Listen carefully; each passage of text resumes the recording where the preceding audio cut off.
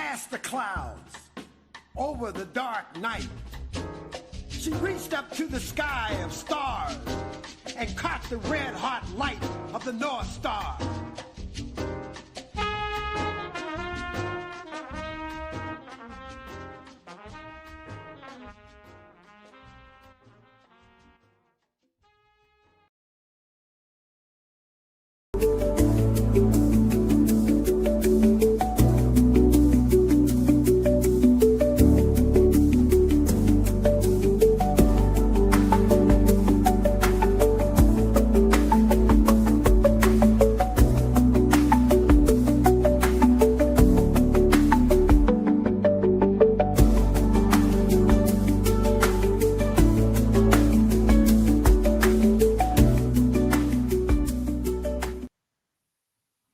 Greetings, and as always, welcome back, and thank you for joining us. Well, President Trump departed Sharm el-Sheikh, Egypt on Monday after meeting with world leaders at a summit to discuss the future of Gaza. Now he proclaims, if Hamas doesn't disarm, quote, we will disarm them, perhaps violently, end quote, while expressing support for Hamas's executions of alleged criminals, saying he's okay with it.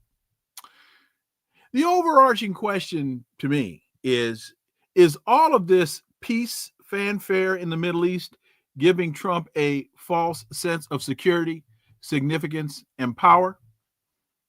Let's connect some dots and find out.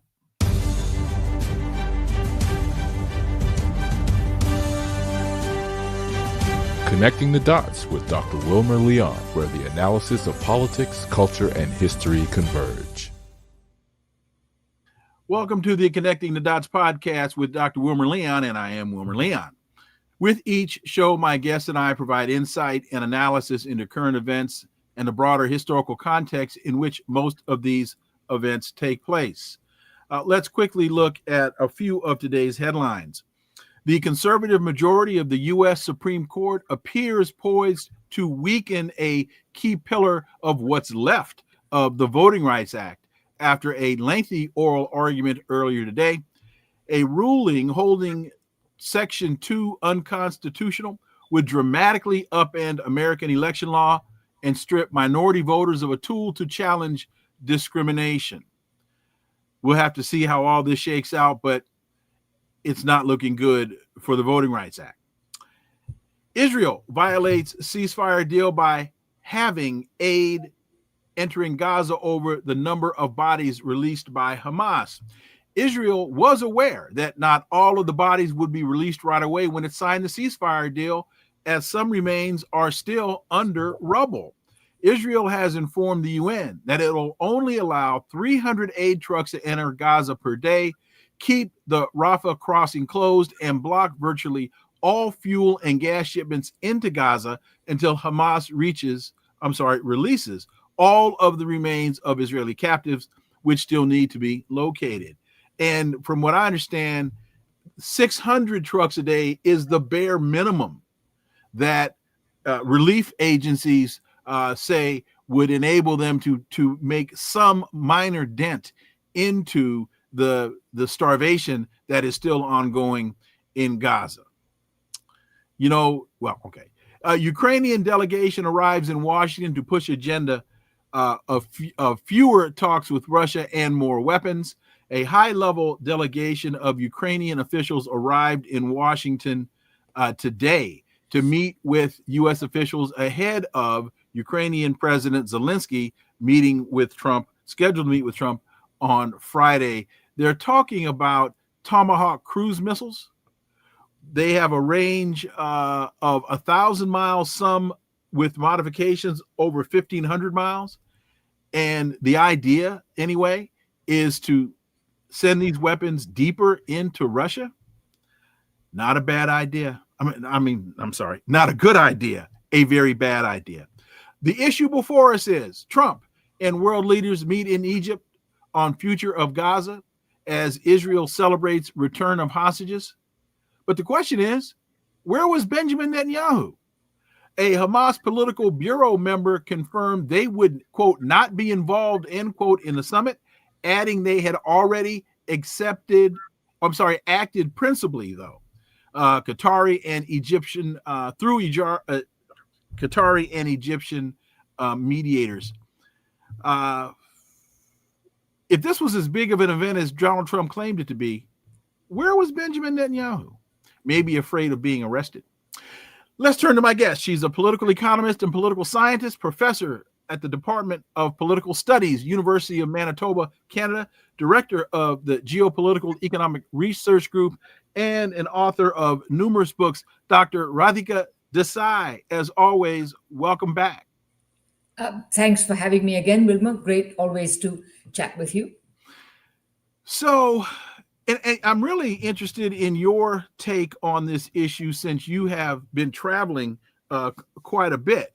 And so you have not only your perspective, but the perspective, a broader international perspective. Trump says this is not only the end of a war, this is the end of an age of terror and death and the beginning of the age of faith and hope and of God. It's the start of a grand concord of lasting harmony for Israel and all the nations of what will soon be a magnificent region. What happened to Palestine? Anyway, Dr. Desai. Well, when you listen to such hyperbole from Trump, I mean, you really begin to realize that, the United States has, the United States is in such deep crisis. And as we've discussed before, the election of Trump is one of the symptoms of this crisis. But the election of somebody like Trump, and the fact that somebody like Trump is the leader of the United States, I mean, the fact of the matter is that all of this peacemaking that Trump has been indulging in over the last several weeks, his scramble to get a peace deal in place before the Nobel Peace Prize Committee met, the hyperbolic statements about the one that you just quoted, and also the one about, what is it? This is ending 3,000 years of conflict. Where did he get that? What happened 3,000 years ago? I have absolutely no idea. But what's really interesting is that, like every tin pot dictator, he is playing to the domestic gallery. That all whatever you do on the world stage, I mean, you have such a deep crisis of legitimacy at home that you are not acting on the world stage. You are merely performing or performing on the world stage in order that your domestic constituency will somehow be impressed by your international grandeur. And somehow this is going to shore up your legitimacy, even while all your policies are alienating you from that support. So, I mean, in a certain sense, the whole show, really, it has been a show. And it's obscene, of course, because no conflict needs resolution more than Gaza does. But that this conflict should be instrumentalized for a show for the domestic audience, as a play for the Nobel Peace Prize. I mean, it's just grotesque. It's obscene. What can you say?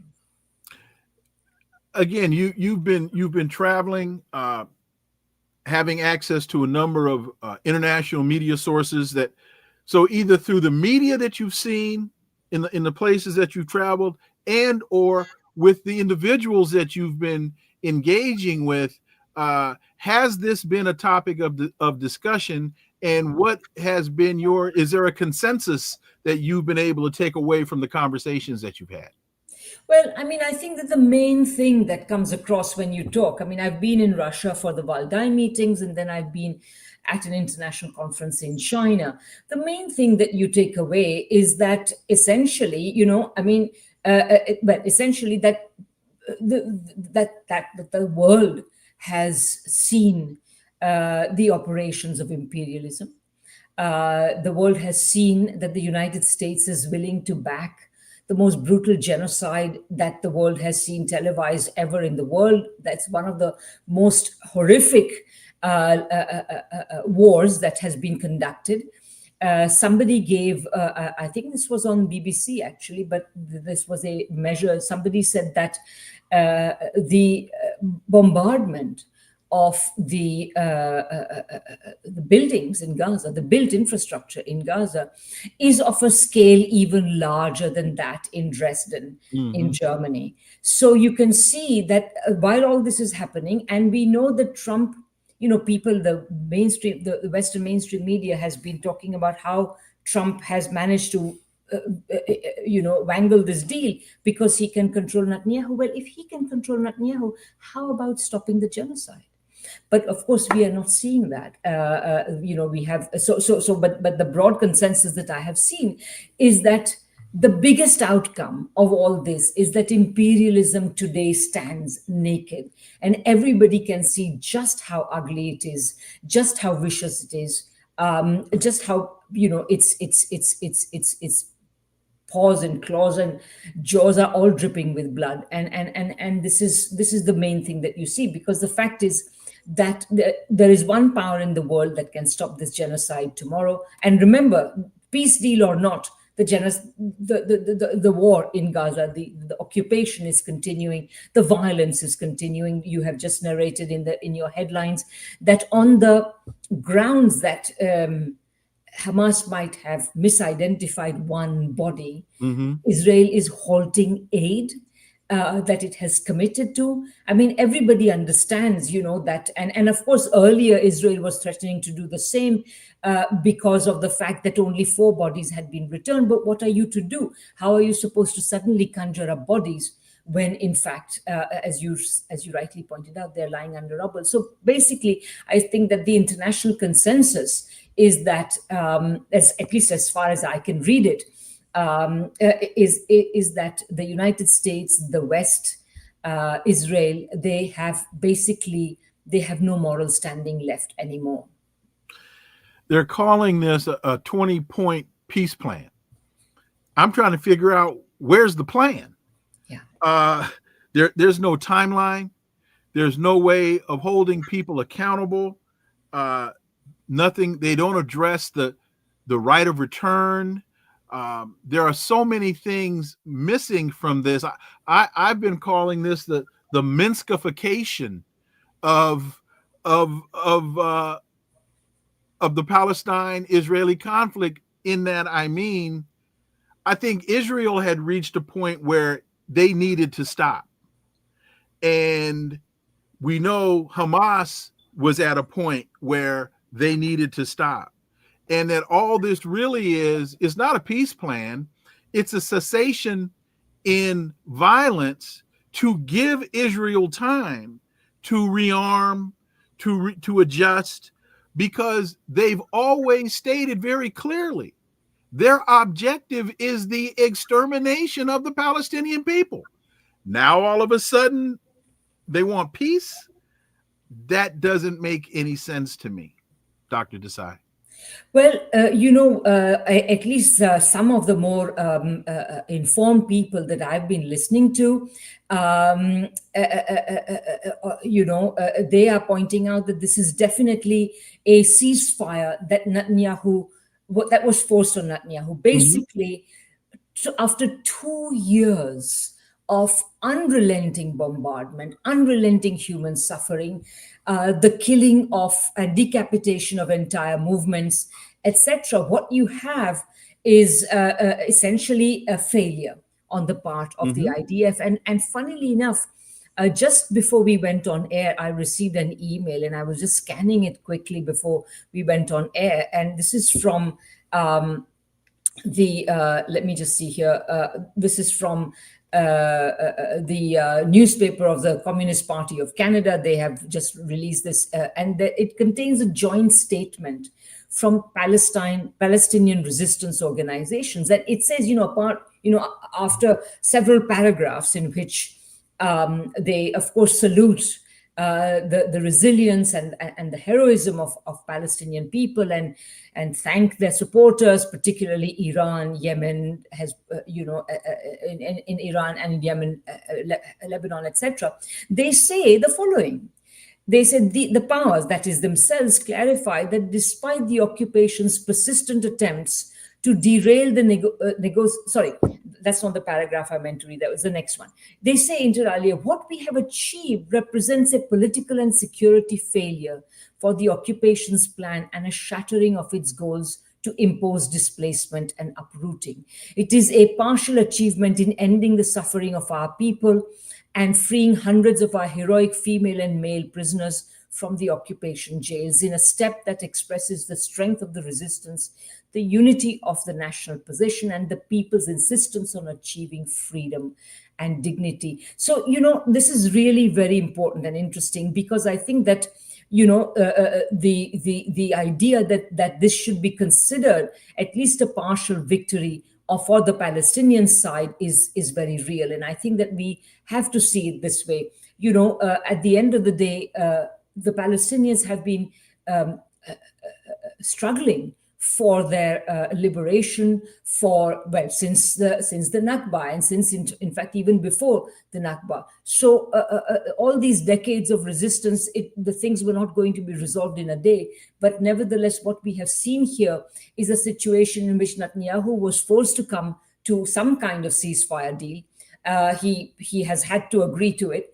And many people would say that by agreeing to it, he may even have opened the door to, his own, essentially his own defeat in upcoming elections, even though he will try to portray this as a victory.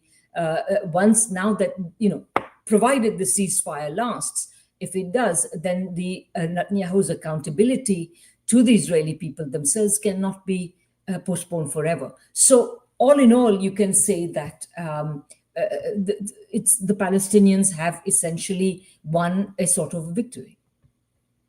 To that point, and then one more question, and then we'll move on. To that point, we had heard for years that the Israeli Defense Forces were this incredibly highly trained,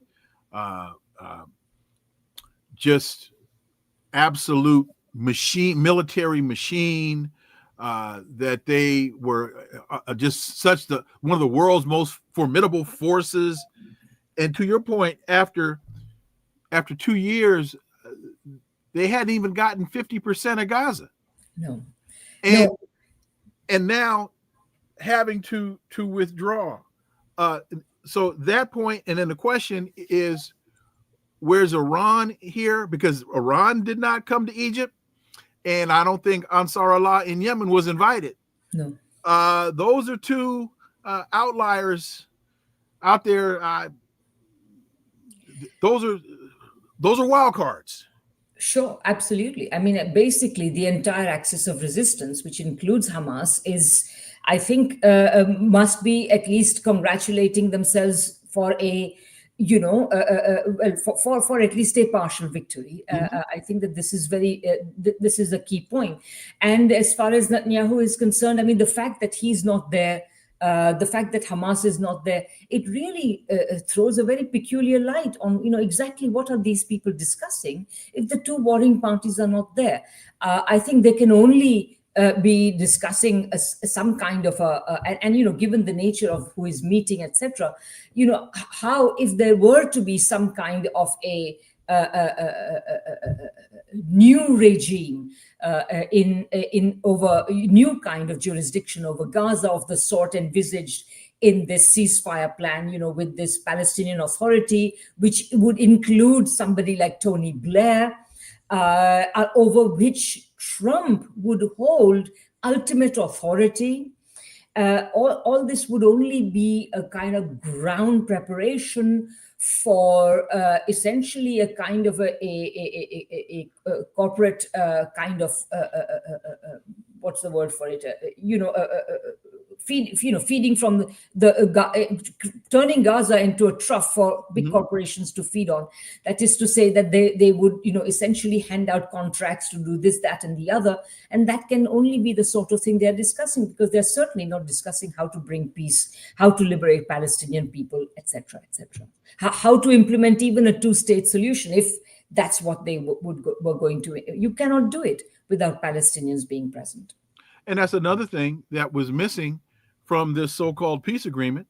And one of the reasons why I think Netanyahu might have been absent is he was afraid he was going to get arrested if he went to Egypt, because Egypt is a signatory to the Rome Accords and the ICC. So, and there is a warrant out for his arrest. So he may not have thought, I mean, this whole thing about, I'm not going to travel on a holiday. That's a very good point. Yes, absolutely. So I mean, had it not been in Egypt, but somewhere else where he did not fear getting arrested, you would have had peace talks in which Netanyahu would have been there, but not Hamas. Basically without much Palestinian representation. You've spent recently some time in China, and Trump has announced new 100% tariffs on China over the rare earth minerals restrictions. And I know this is going back and forth. One day Trump's not talking to President Xi anymore, and then the next day, according to Trump, they're best buddies. And what's going on here? Well, what's going on is what has been going on all the time. I mean, ever since Trump announced his so-called Liberation Day tariffs, and even the tariffs on China that he had announced before that. I mean, yes, China is already laboring under some tariffs. Now Trump, but in terms of the Liberation Day tariffs, what Trump has done is he has constantly postponed. I think he has postponed 3 times the deadline for coming to a deal with China. However, and I think he's kept on postponing it because the Chinese are basically playing a very tough game. The Chinese are not going to give in very easily. The Chinese are playing from a very strong position. Not only do they have these various trump cards, of which the rare earths are one, I think overall, their structural dependence on the United States is considerably lower than vice versa, the United States structural dependence on China. If these 100% tariffs were to be implemented on whenever the date is, it's in November or something like that, and remember that President Xi and President Trump are going to meet before that on the sidelines of the Korea meeting.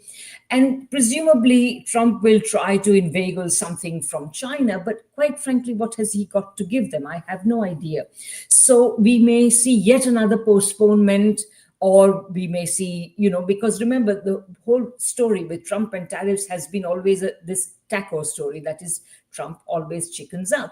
Trump chickens out always against the stronger adversaries. Trump does not necessarily chicken out against everybody else, but certainly against the stronger adversaries. And so, and China, of course, is his strongest adversary. So China has right from the start basically not only not given any concessions, but not allowed Trump to save face. Now, this is very interesting because, of course, it is part of the kind of Asian tradition, the Eastern tradition, perhaps, to allow your opponent to save face because it's good. But given that Trump was out from the start to make it look as if he has got the better of China, China is not going to permit it. I think China has said, if you want us to save face, then you have to, give us something as well on that, as well as substantially. So I think basically what we are witnessing is that Trump is running out of cards. He keeps saying to everybody, you've not got cards, whatever. As far as China is concerned, Trump has hardly any cards, and China has a pretty big wad of them. So we are just going to have to see what happens before November 1, what happens at this summit meeting in Korea, etc. So, wait and see, but I don't expect any kind of great victory for Trump. Meanwhile, let me just add one point, and that is that, the tariffs are already feeding further inflation in the United States. American consumers are paying more and more for goods, and so this is costing. And meanwhile, the tariff revenues, such as they are not well, while they are adding to the American coffers, the addition is not significant enough to compensate for all the tax cuts that Trump has given, with the result that even the IMF is now warning that the United States is in serious danger of losing its credit rating, that its debt to a GDP ratio is going out of control, etc., etc. A couple of things. One, talking about the difference between China and the United States, Xi versus Trump. President Xi and the Chinese Communist Party, they have a much longer worldview. They have a much broader worldview. And longer. And what I was going to say, and a much longer planning timeline. Yes. So they have a game plan. Yes. Trump doesn't have a worldview that I can understand, and he doesn't really have a timeline. So I mean, there's an agenda. There's a strategy, I believe, that China is implementing that neither Trump nor any of his inner circle really understand, because most of the people in his inner circle are in positions that they really don't understand what they're doing. They're not experts in their fields. And the other thing is this whole soybean issue and the impact that this is having on American farmers, as China has moved to Brazil and Argentina to get its supply of soybeans, and those relationships aren't once China makes the move to Brazil, they don't just next year come back to the United States. Once they've gone to Argentina, they don't just next year come back to the United States, and American farmers are going to be hard pressed to find markets for their products. Absolutely. I mean, so let's begin with the first point you made. The Chinese, of course, as you say, have a broader worldview and a longer planning horizon. Absolutely right. Meanwhile, in the United States, not only have US governments generally not had a particularly broad worldview and a particularly long planning horizon, but with Trump, what you see is essentially something even worse, far, far worse than an average American government, in that he has raised all these issues of tariffs, etc., in order merely to get elected. And he is going through the motions of imposing tariffs in order merely to look as if he's doing something, some of what he has promised to do. And all the intellectual sort of logic washing that is going on in order to justify this, somehow give it some kind of smattering of economic theory to justify this. It has all been intellectual hocus pocus. The people who are doing these justifications of the various tariffs, etc., you're quite right. I mean, they have no clue what they're talking about. Any decent analysis would dismiss that. And we have on this program, and I have on many others also dismissed it. I mean, if you are going to use tariffs to industrialize the United States, you don't do it this way. Blanket tariffs in order to twist arms. This is not the way of doing it. What you'd have is marry tariffs with a proper industrial strategy, which would then aim to revitalize particular sectors, etc. There is none of this in the Trump administration's bag of tricks. His people, they have no idea what they're talking about. There, also the same applies, by the way, to the attacks on the Fed and the various. Recently, I think I forget who it was, but was it Scott Bessent or somebody wrote an article in some important magazine in which they were trying to say, the Federal Reserve should be, decreasing interest rates or whatever. But the point is that the purpose of this article actually was not even to to argue for this or that particular type of policy, whether on interest rates or whatever.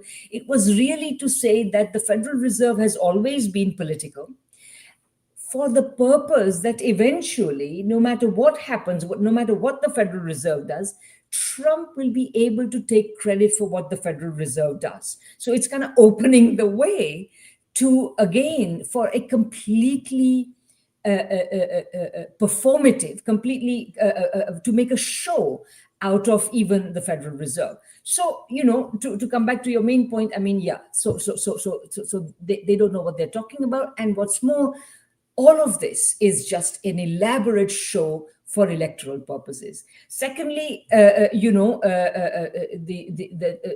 Chinese, meanwhile, as I said, I think they are very aware. They are becoming more and more aware. And I think the whole world is becoming more and more aware that you basically, you really should be doing everything possible to reorient your trade away from the United States. As you see with the soybean trade, this is a concrete example of how this sort of thing happens, and this is going to continue. And yes, there was one other thing, which is I think that, with the imposition, this threat of 100% tariffs that Trump has issued. I mean, first of all, let's understand that the original announcement of China's restrictions on the export of these critical minerals, they were not saying we are going to restrict across the board. What they said is we are going to approve them on a case-by-case basis. So basically, they were saying, look, we are going to look into each instance and we are going to approve it depending on what we find out about them, which, by the way, I think is a very good strategy, because unlike the United States, which, simply imposes these tariffs, in a kind of a very haphazard manner and does not take into account the possibility that if you impose tariffs on one country, that country may divert its exports via another country and they will still end up in the United States, which they do. This sort of thing happens regularly.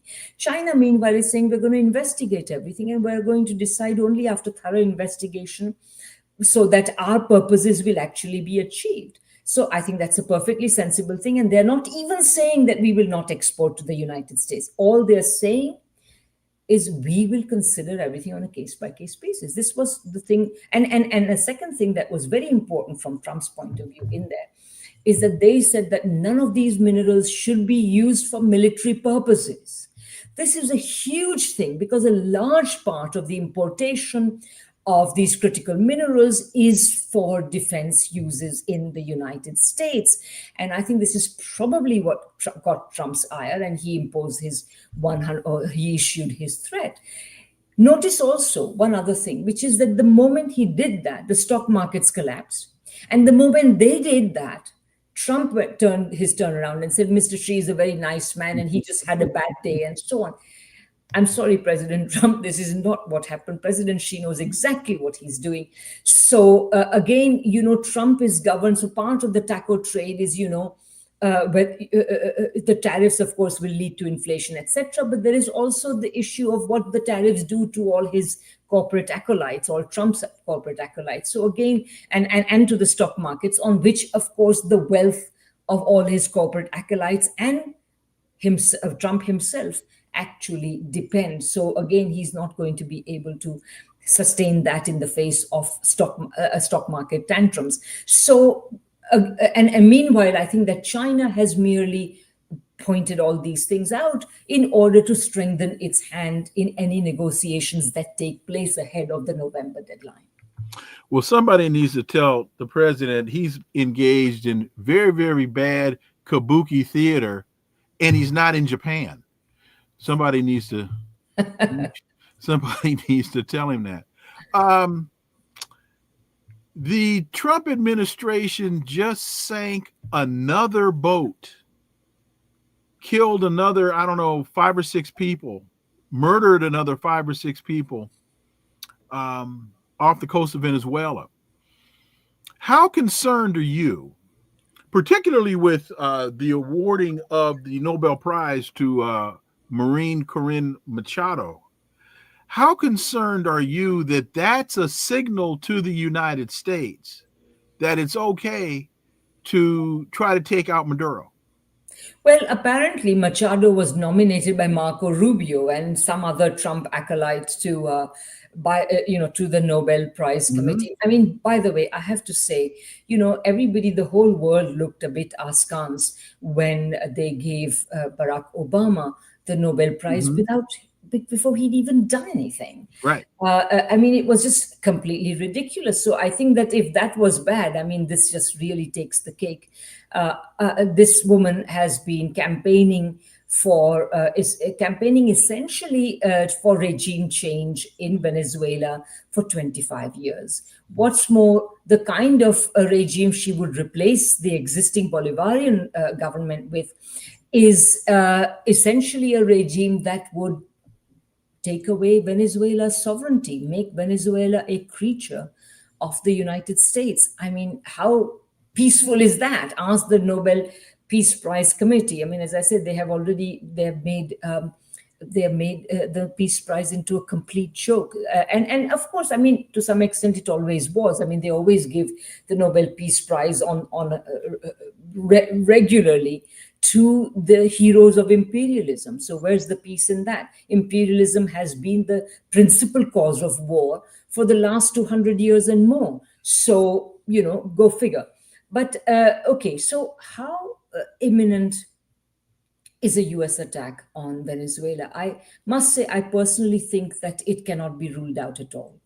I think that the possibility that the Trump administration, just as it is carrying out these essentially extrajudicial killings, extrajudicial murders, assassinations of people, again, merely for show. I mean, it's really interesting that across the board, across the political spectrum, you've had people pointing to the connection between this allegation that Venezuela is, the Venezuelan government is part of some sort of drug cartel or runs some sort of drug cartel, has connected this with the war that President Trump is waging against his own people, shall we say, in various US cities. Yeah. At a time when, again, people have pointed out that actually crime in the United States is an all-time low.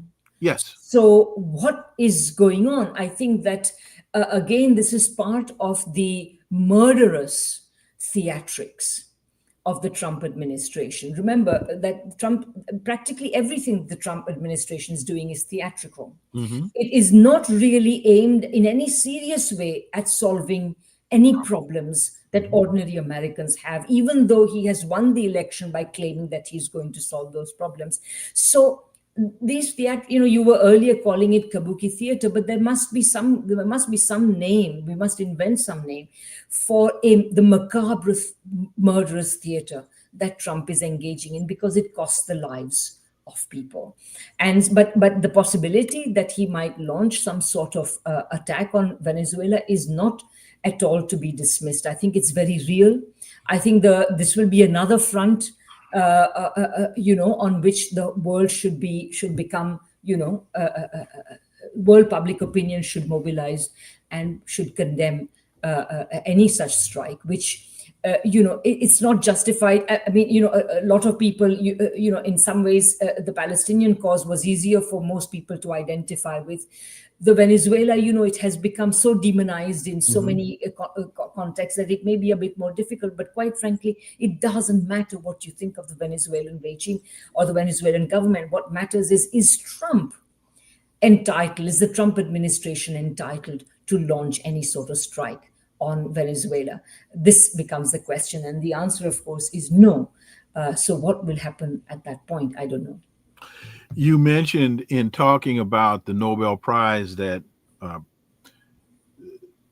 President Obama had been awarded a prize, and undeservingly, and then he comes out and just heralds Machado as though she's some patron saint of democracy.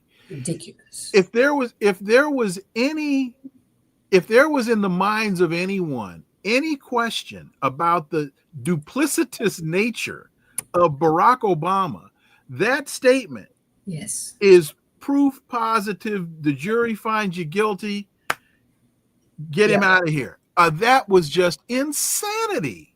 I mean, you see, I think that he's speaking as a fully paid up member of the liberal establishment. That's what he's doing. The war against Venezuela, by the way, I should add that I've read some very good columns which have said that, what do you mean, will there be a war against Venezuela? The United States has been at war against Venezuela for the last 25 years, since the inauguration of, since Chavez was elected as leader. It even tried very early in Chavez's rule in 2002, I believe, to do away with to try to mount a coup in Venezuela. Thankfully, the reaction of the Venezuelan people meant that within 2 days, Chavez was back in power, back in the seat, and that was a good thing. And since then, and even after Chavez's passing, a lot of people thought that Maduro would not be able to quite, follow the hard act of Chavez. But in his own way, Maduro has proved extremely enduring. And I think that, again, the whole thing about sanctions has been so interesting, the sanctions, the regime change attempts. And by the way, Machado's outfit has been funded quite liberally by the National Endowment for Democracy, which is the United States official regime change operation. So all of these things, what they tell you is that this war has been going on. They have not succeeded, despite the worst sanctions. I mean, before 2022, Venezuela was among the most sanctioned countries in the world, and despite that, they have not been able to bring down the Venezuelan government, because the purpose of sanctions has always been regime change, and regime change has not succeeded. This is really quite important and interesting. You mentioned Hugo Chavez and the United States coup attempt against him, and it was the people, to your point, it was the people that came to Chavez's defense.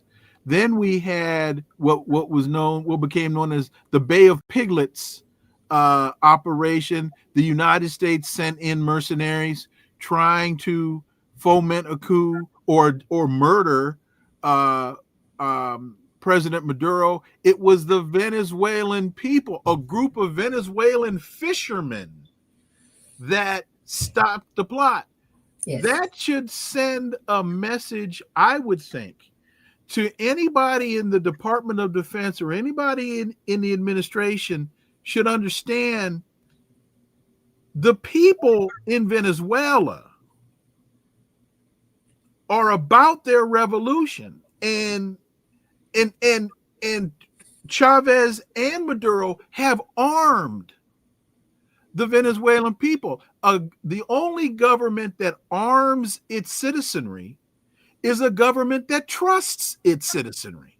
Absolutely. And so, and they're about to, I understand with the submarines and all that. Okay, you can send missiles in all day, but as Minister Farrakhan said about Iraq, eventually you're going to have to bring your soldiers in here, and that will be guerrilla warfare. Is not what the U.S. military does. It has not performed well in any of the military interventions where troops have gone in. So yes, I think that, whether the attack on Venezuela, should it occur, will go beyond bombardment is a completely separate question. And I suspect that it won't, it can't.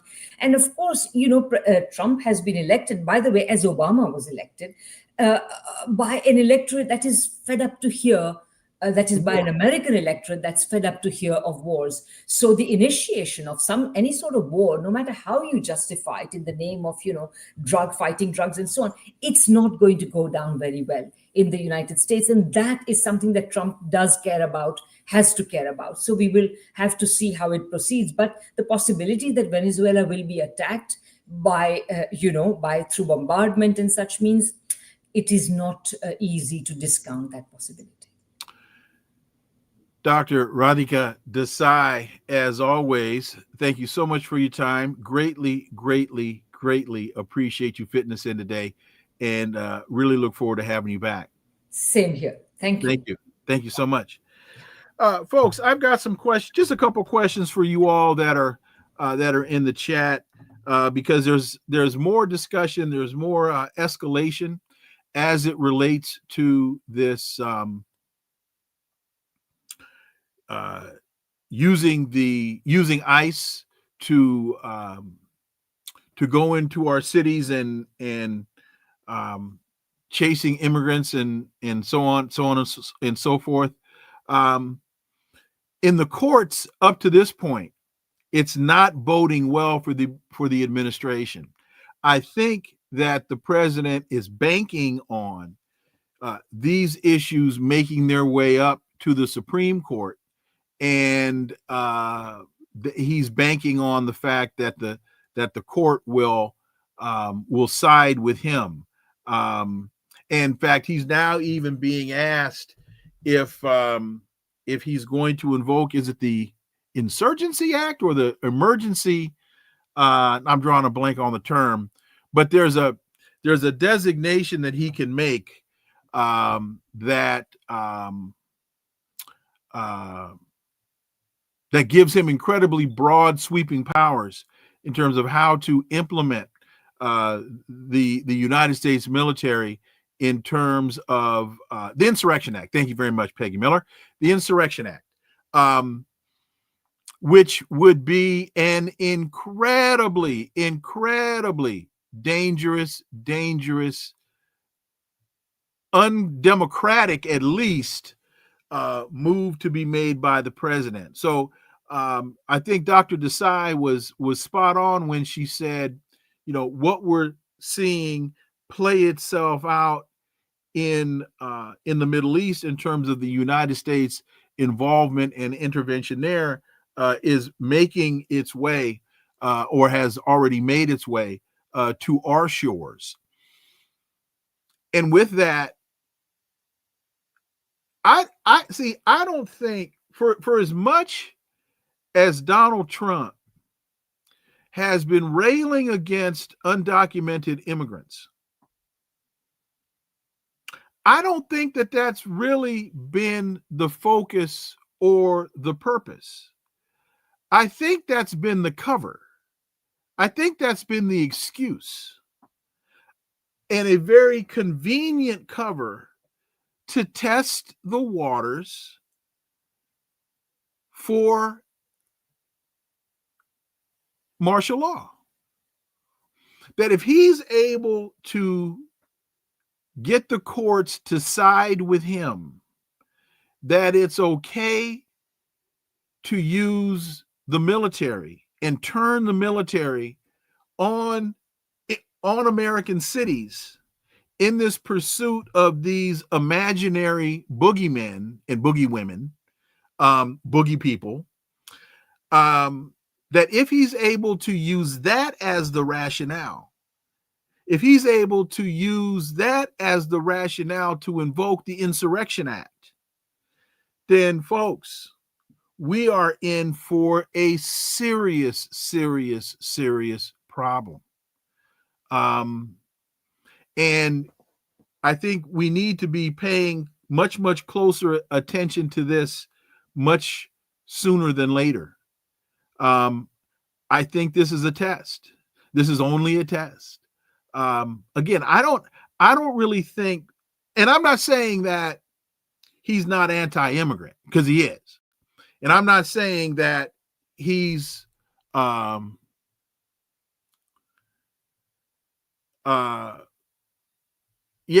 I know the courts have blocked Trump from using the National Guard, but those are lower courts.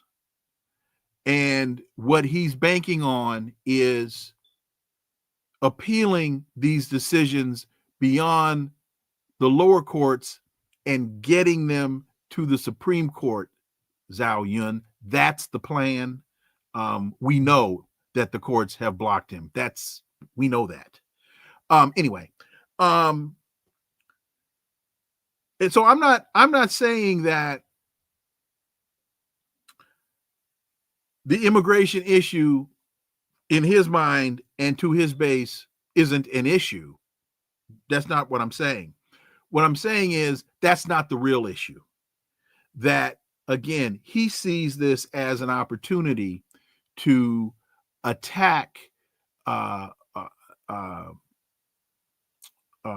American citizens, and that he's testing the waters. He's pushing the envelope to see how far the Supreme Court will allow him to go.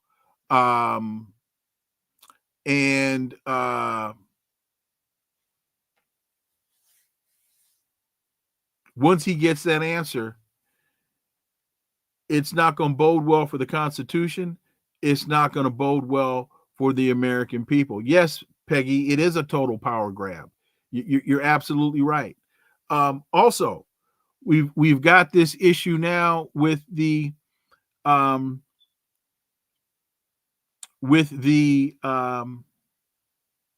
Rights Act, and I've been asked this question a lot. You know, what do I think it's going to take for, first of all, for Americans to understand that they've been hoodwinked, they've been bamboozled, they've been led astray? And more importantly, what is it going to take for communities of color, particularly African Americans, to understand that we've got a serious problem on our hands? Because remember, when America catches a cold, Black America has pneumonia. And, they're testing this stuff out on us in Chicago, in Oakland, in Los Angeles. But as I've mentioned on a couple of other shows with a couple of other guests, when they start attacking white folks, that's when the rubber's really going to meet the road.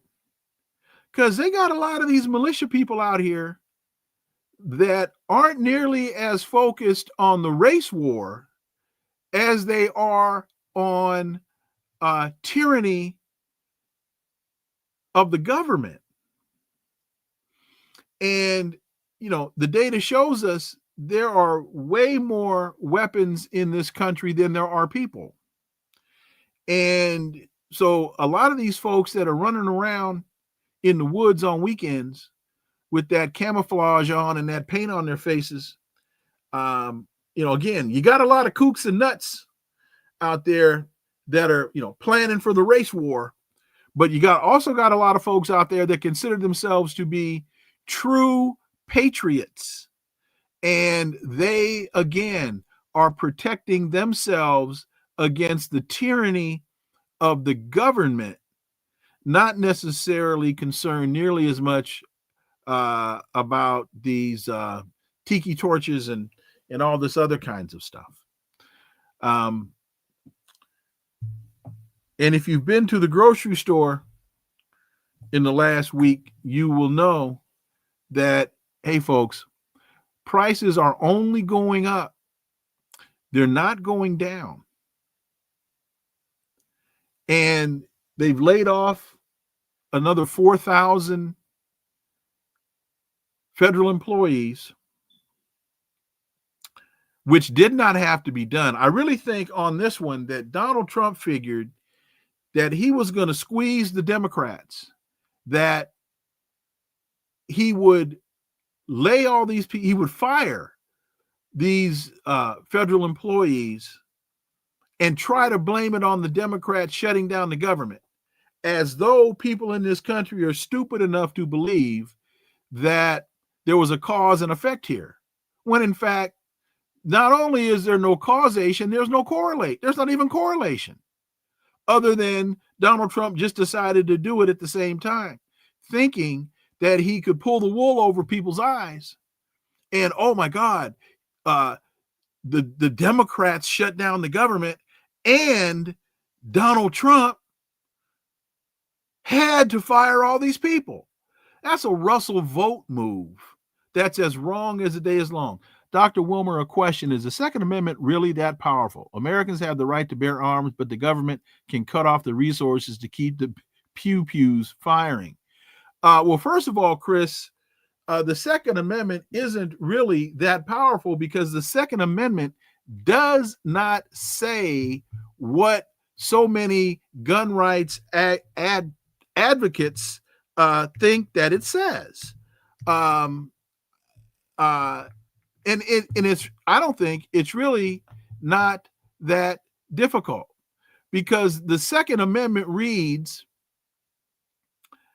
a well-regulated militia, comma, being necessary to the security of a free state, comma, the right of the people to keep and bear arms, comma, shall not be infringed. Well, those commas mean that those are dependent clauses, not independent clauses. And they are dependent on the first clause, a well-regulated militia, well, the first two, comma, being necessary to the security of a free state. So it's, you need the people's right to keep and bear arms to have the militia. Well, now you don't need the militia because the National Guard has become that militia. So actually, the Second Amendment could be stricken from the Constitution because it's no longer applicable. Now, I'm not saying that people don't have the right to bear arms. That's not what I'm saying. What I'm saying is the right for someone to own a weapon is not based on the Second Amendment. That's not what the Second Amendment says. If you understand the difference between a comma and a semicolon, if you understand the difference between a dependent and independent clause, if you understand English grammar and sentence structure, the Second Amendment doesn't say you can own a gun. That's not what it says. And again, it has become obsolete, and I believe should be stricken from the Constitution. Now, in fact, this is not only Wilmer Leon understanding the English language and understanding grammar and punctuation. Andre, don't start laughing when I say that. Andre's laughing and rolling his eyes. Now I'm confused myself. Oh, it is the Supreme Court. The Supreme Court held that same logic up until, I want to say, the late 60s or early 70s, when the NRA turned from being a gun safety organization and morphed into this gun rights organization. Because when the NRA was first founded, it wasn't nearly the gun rights organization that it has become. It was a gun safety organization. But once the American gun manufacturers started putting their money behind the NRA, this whole Second Amendment issue and right to keep and bear arms issue took on a whole nother spin. So there's not, I don't think, a whole lot of case law on this issue, and I cannot recite. There was a time when I could recite these cases off the top of my head, but I can't recite the cases off the top of my head anymore. But again, up until I think the late 60s, early 70s, that's when the NRA went from being a gun safety organization to becoming a gun rights organization. And as the Supreme Court became more conservative after the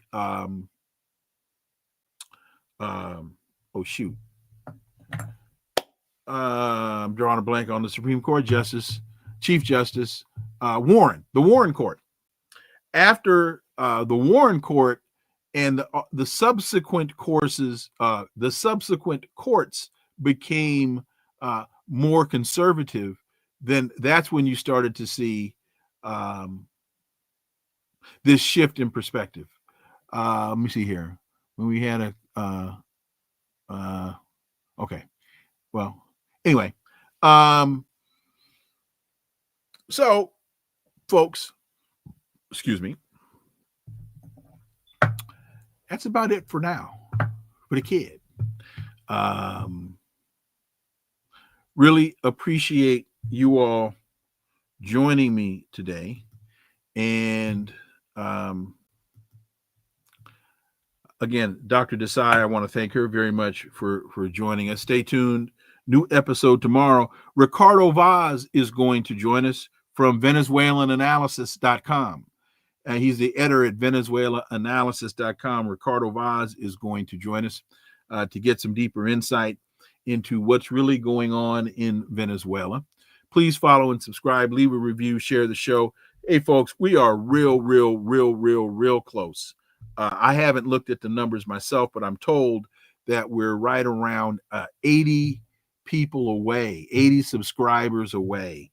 So if you all today could do me a big favor, if each of you, let me see where we are right now. If each of you, we got 142 of you out there right now.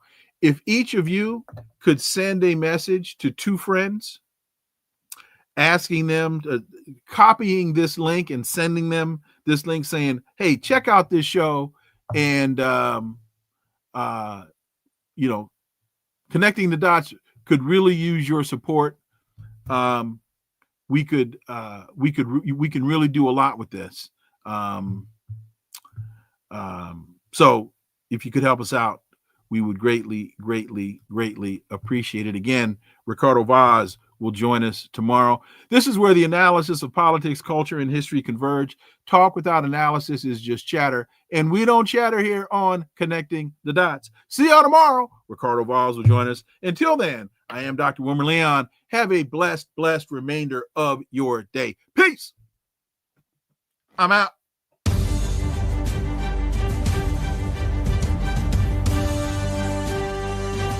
Connecting the Dots with Dr. Wilmer Leon, where the analysis of politics, culture, and history converge.